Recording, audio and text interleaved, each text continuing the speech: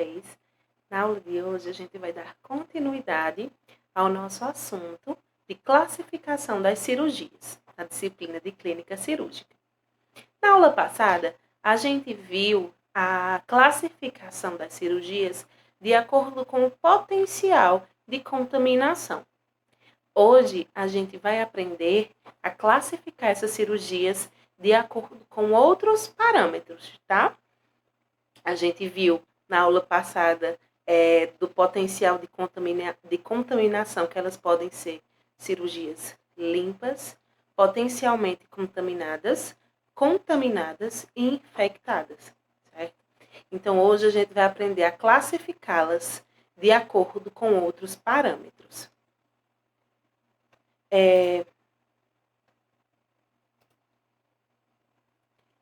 Primeiro de tudo, de acordo com a decisão cirúrgica. Segundo essa cirurgia, ela foi decidida para quê? Para facilitar um diagnóstico baseado na cura do paciente ou para reparar algo. Então, para facilitar o diagnóstico, a gente tem um procedimento diagnóstico como uma biópsia. Por exemplo, está lá o paciente com um nódulo na tireoide e aí vai fazer uma biópsia para facilitar o diagnóstico, saber se essa massa, se esse nódulo, ele é benigno ou maligno, tá? Então, é para facilitar um diagnóstico, certo?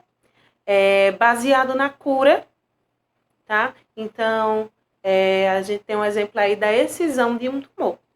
Então, o paciente está lá, vamos supor, com um tumor na mama, tá? E vai retirar esse tumor. Então, baseia-se que na retirada desse tumor, o paciente fique curado. E também para o reparo, tá? Então, na reparação de múltiplas feridas, vamos dar um exemplo. O paciente sofreu um acidente, está politraumatizado, diversas fraturas, então vai reparar e vai corrigir essas fraturas, essas feridas. Certo? Tá dando para entender direitinho? Quanto à finalidade, ela pode ser paliativa, tá? Cirurgias paliativas são aquelas feitas para compensar algum distúrbio, melhorar algumas condições, como condições, né, de vida, aliviar dor. Eu botei aqui o exemplo de uma risotomia. A risotomia, ela consiste em interromper os nervos sensitivos da dor. Então, vamos supor que o paciente sofra com alguma dor crônica, né, a ponto de não conseguir mais realizar suas tarefas do dia a dia, né, essa dor chegar a interferir na qualidade de vida desse paciente. Então, se faz essa risotomia, ela vai isolar esses nervos sensitivos que captam a dor, e aí o paciente não vai mais sentir, não vai ter mais aqueles reflexos de dor, né, não vai mais sentir a dor. Tá? Esses nervos eles vão ser bloqueados. Ela pode ser radical, tá? Então, paliativa, ela compensa distúrbios, melhora as condições, certo? De vida, alivia dor.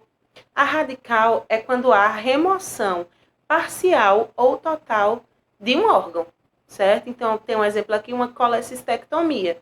Colecistectomia nada mais é que a retirada da vesícula. Então, paciente que tem colelitíase, que são as pedras na vesícula, feita a retirada total desse órgão, certo? Porque se só retirar os cálculos, pode ser que ela fique formando, e aí você sempre vai ter que estar retirando. Então, se faz a cirurgia radical, que é quando retira toda a vesícula, e aí o paciente ele não vai mais sofrer as dores, as crises, né, que é bastante incômodo. E tem também a plástica, né, que é quando há finalidade estética ou corretiva. Então, botei aqui o exemplo de uma mamoplastia, né, fazer uma plástica nas mamas. A finalidade da mamoplastia, ou ela é estética, porque a mulher quer mudar o aspecto das mamas, ou corretiva, ela pode ter uma mama mais suspensa que a outra, uma mama maior que a outra, então pode ser corretiva nesse sentido, tá? Mas ela basicamente com finalidade estética, essas plásticas.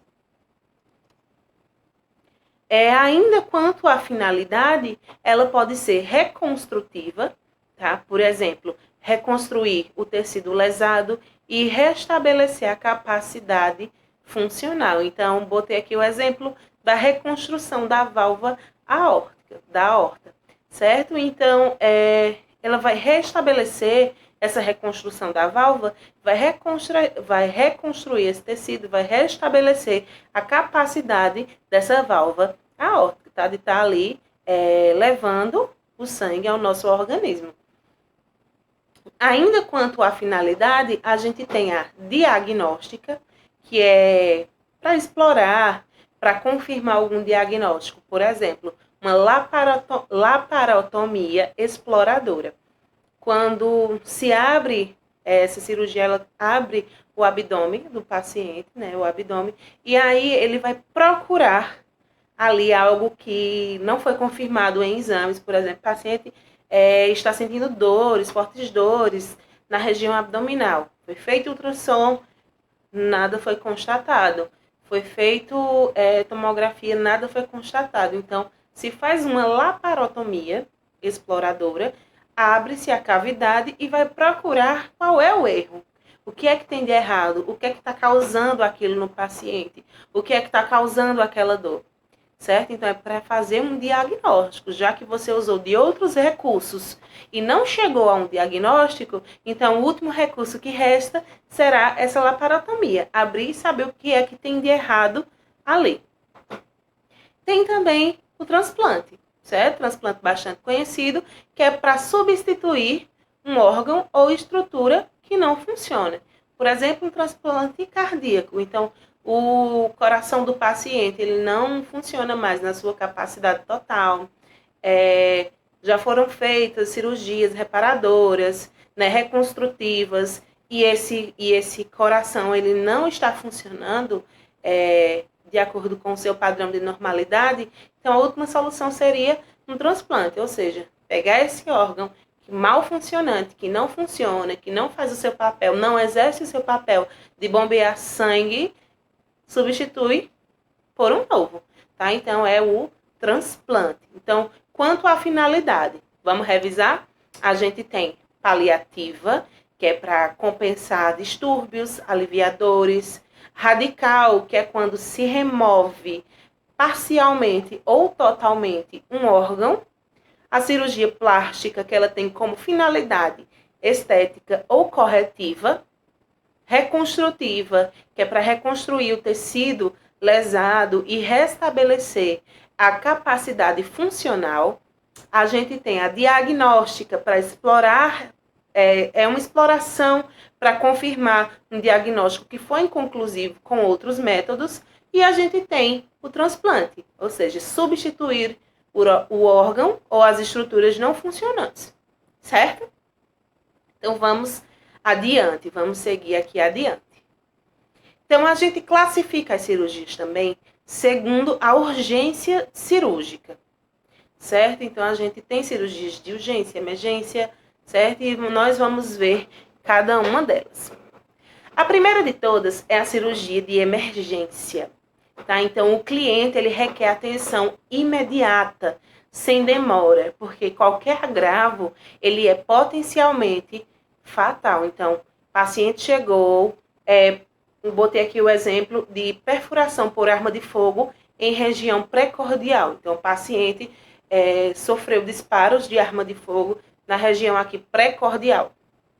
Então, esse paciente chegou no hospital, ele vai ser encaminhado diretamente para o centro cirúrgico. Ele requer atenção imediata, sem demoras, porque qualquer agravo, o paciente ele vai a óbito. Então, chegou paciente com esse exemplo de perfuração de arma de fogo em região precordial, encaminha-se direto ao centro cirúrgico, né? Se faz uma triagem rápida e vai, tá? Não se demora, porque qualquer agravo pode ser fatal. Então, emergência, atenção imediata, perdão. Cirurgias de urgência, tá? Elas precisam também de atenção imediata, mas ele pode ainda esperar entre até 24 e 30 horas. certo? Então, assim, emergência vai direto. Uma cirurgia de urgência, ela pode demorar ainda um pouquinho, né? Assim, a gente tem um tempo de espera, a gente pode fazer ali alguns exames para auxiliar no diagnóstico, para guiar o cirurgião durante a cirurgia, certo? Então, eu botei aqui o exemplo de uma apendicectomia. O apêndice, quando ele está inflamado, né? O paciente está naquela crise, é uma dor tremenda, né? Uma dor terrível, uma dor insuportável. Porém, o paciente ele ainda pode esperar cerca de 24 para 30 horas para fazer a cirurgia, que é o tempo que os exames pré-operatórios eles são realizados. Então, a gente tem um pouco mais de segurança durante a cirurgia. Porém, não se pode passar de 30 horas, tá bom? A gente tem as cirurgias necessárias, que é quando o cliente precisa fazer a cirurgia. Vamos dar o exemplo de uma cirurgia de catarata.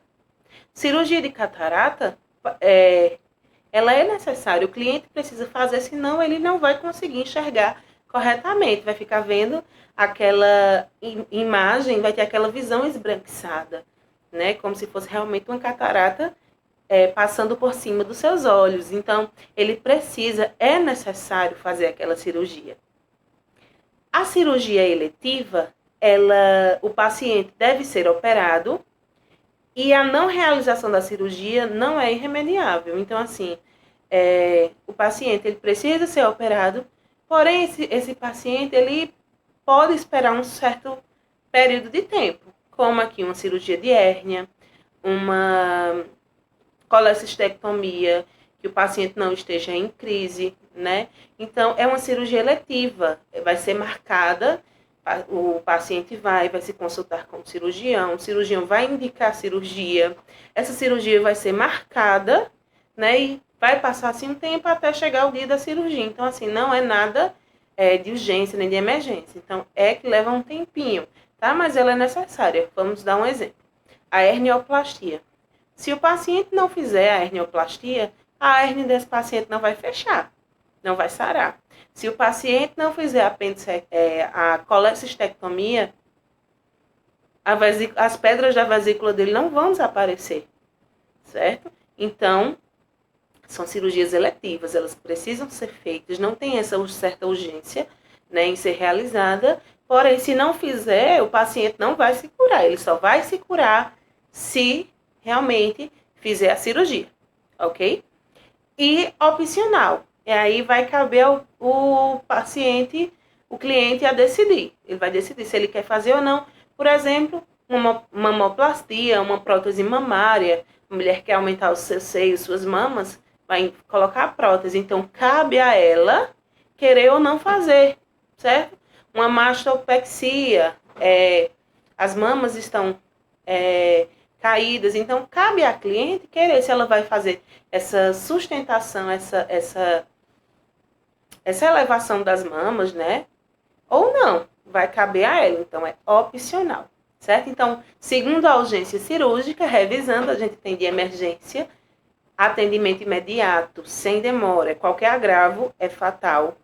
Urgência, o paciente precisa de atenção imediata, certo? Porém, pode-se esperar entre 24 e 30 horas, que é o tempo que estão sendo feitos os exames pré-operatórios. A gente tem a necessária, que é quando o paciente precisa fazer essa cirurgia. A gente tem as eletivas, que o paciente ele tem que ser operado, senão ele não vai se curar sozinho, porém ele pode esperar um certo período de tempo, sem nenhum agravo ser potencialmente fatal. E tem a opcional, que vai caber ao cliente fazer ou não.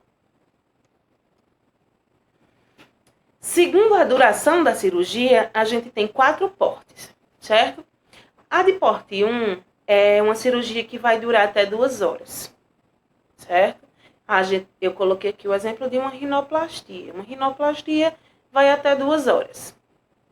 Porte 2, 2 a 4 horas. Por exemplo, uma gastrectomia, retirada, né, parcial ali do estômago do paciente. Então, de 2 a 4 horas.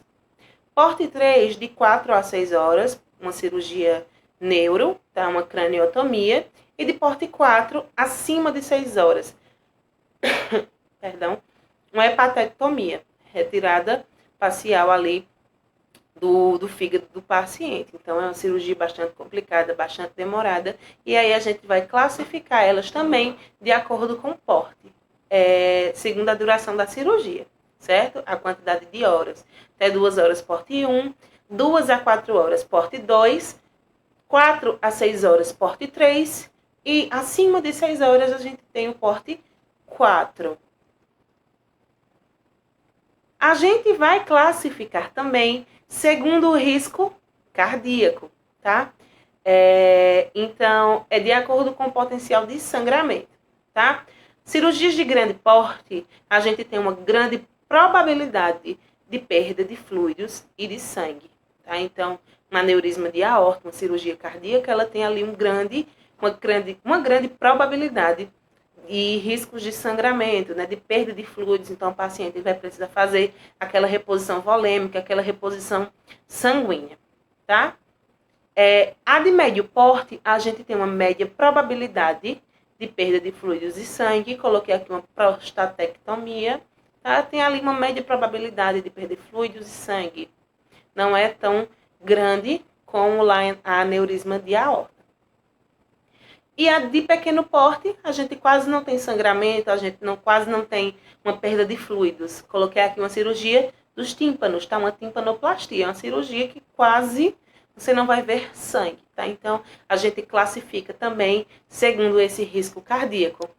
E é isso, tá bom? Espero vocês na próxima aula.